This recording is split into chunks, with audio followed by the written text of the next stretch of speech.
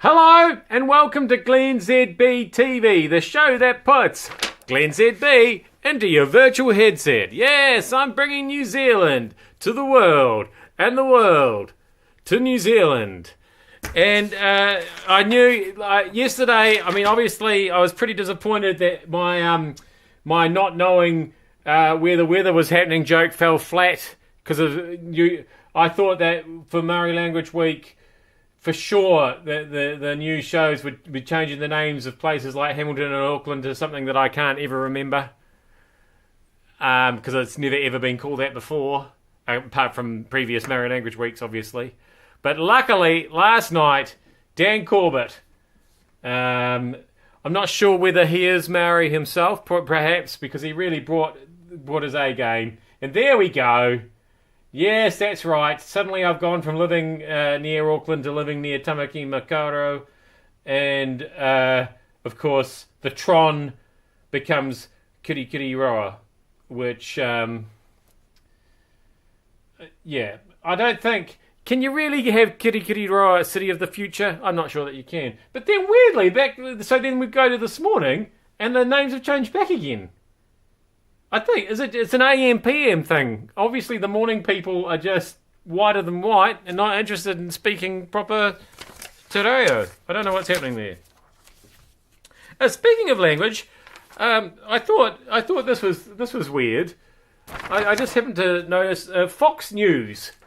I've got this masochistic tendency to keep half an eye on what's happening on Fox News, and when they run out of actual news or they're getting the next bit of actual news, I use the term loosely, are ready to go. They run these things called Fox Extras,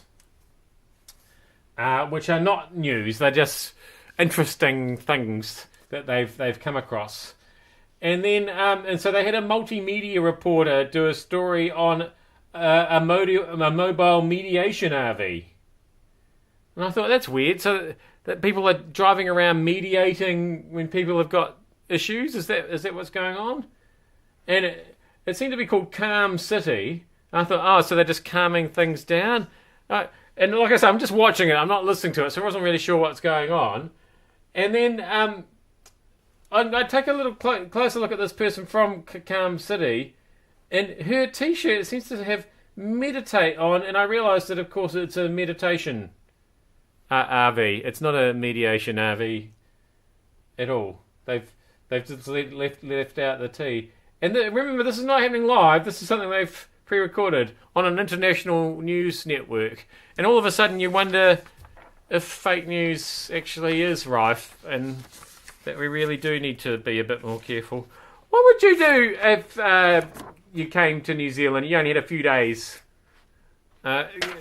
Harry and Meghan, who are members of the royal family, I'm not quite sure where I can never remember what they are the Duke and Duchess of.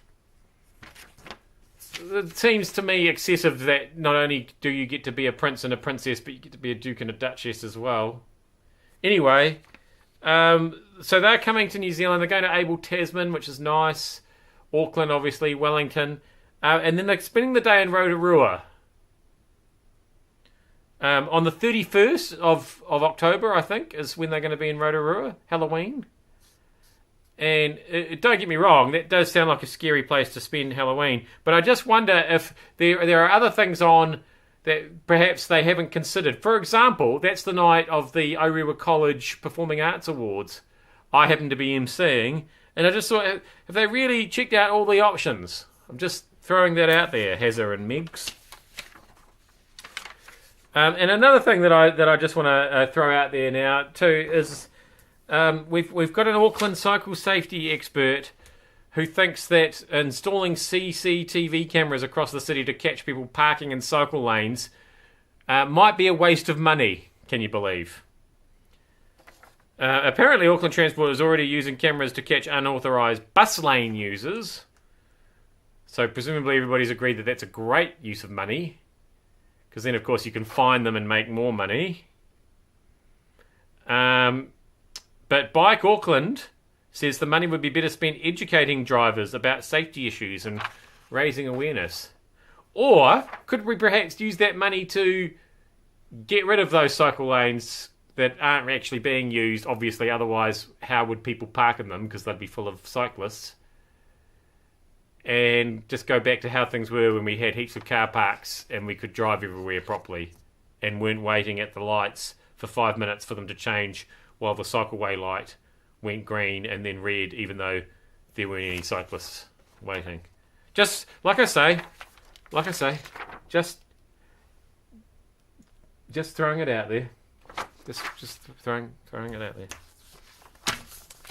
I am glennzb. Thank you so much for having me in your virtual headset. I'll see you back here again tomorrow.